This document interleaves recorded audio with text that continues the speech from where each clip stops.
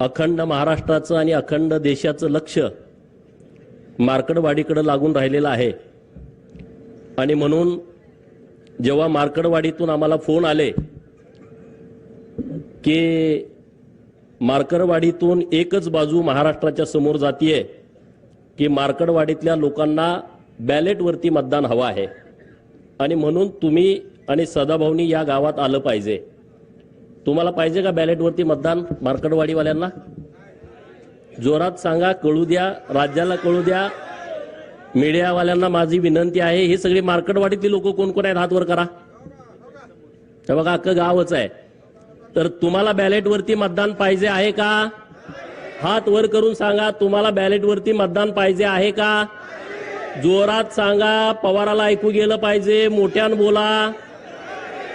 नाही ना? ईव्हीएम वरती तुम्ही महायुतीच्या बाजूने मतदान केलंय का? कोणी कोणी केलंय हात वर करा. कोणी कोणी केलंय हात वर करा, जरा कळू दे. हात जरा थोडा वेळ धरा. हा, आणि म्हणून आम्ही ठरवलं की मार्कडवाडी गावामध्ये गेलं पाहिजे. महाराष्ट्रामध्ये आणि देशामध्ये मार्कडवाडी पॅटर्न आणि पहिल्यांदा पॅटर्न कुणाला दिसला? कुणाला दिसला? अरे हे माझं रक्ता मांसाचं गाव आहे, माझ्या पै पाहुण्यांचं गाव आहे, 90% इथं धनगर समाज राहतो. आणि मग माझी जबाबदारी वाढली की अरे धनगरांनाच पुढं काय केलं की म्हणजे या महाराष्ट्रातला धनगर समाज लोकशाहीच्या माध्यमातून जी निवडणूक प्रक्रिया पार पडते त्याच्या विरोधात आहे असं वातावरण करण्याचं महापाप शरद पवारांनी केलं. म्हणून आम्ही मार्कडवाडीमध्ये आज आलोय. अरे 100 शकुनी मेल्याच्या नंतर एक पवार जन्माला आलाय.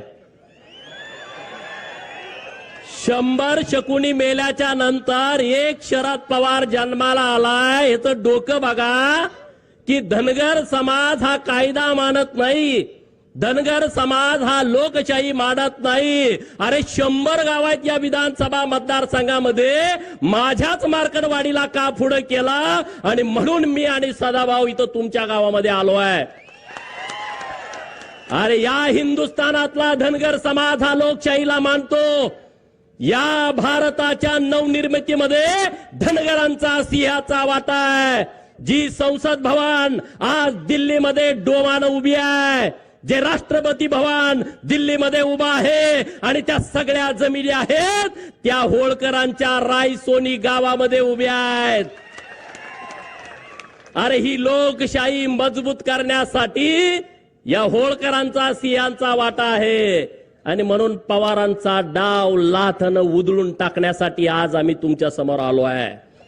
बरोबर आहे की चुकीचं आहे? हा, का रे बाबा?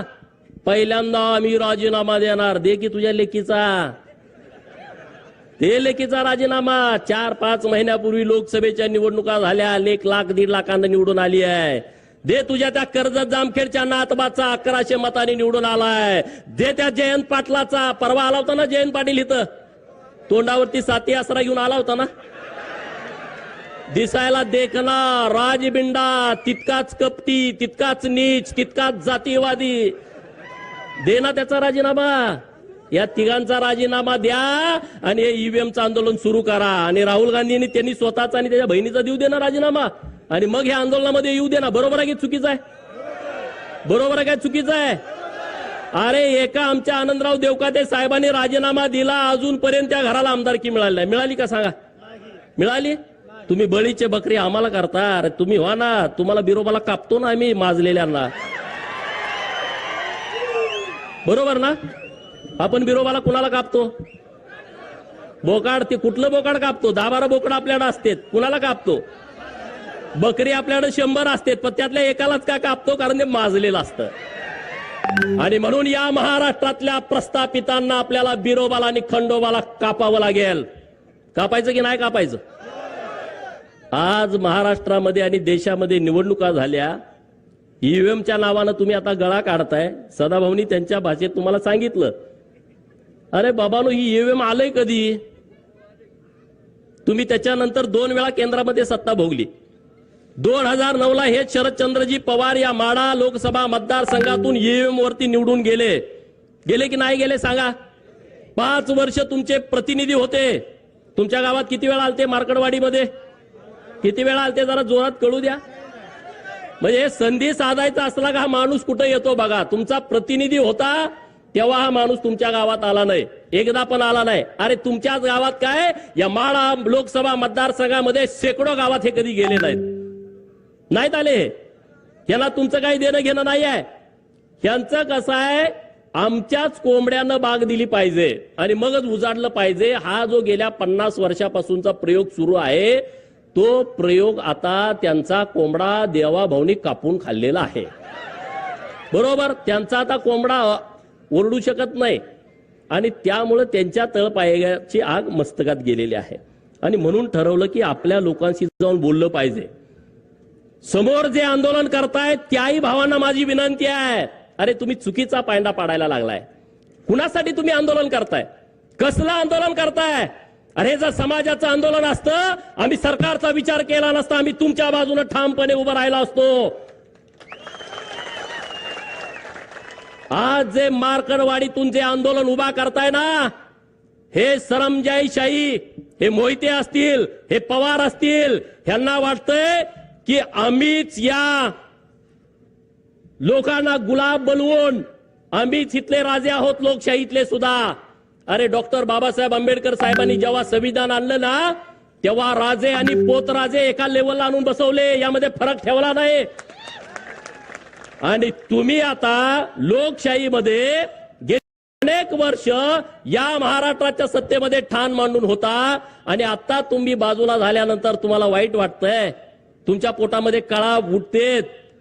तुमच्या पोटात किती जरी कळा उठल्या तर देवाभाऊ नावाचा डॉक्टर आलाय, चुन्याची गोळी देऊन तुम्हाला बरं करताय. तुम्ही आता टेन्शन घेऊ नका.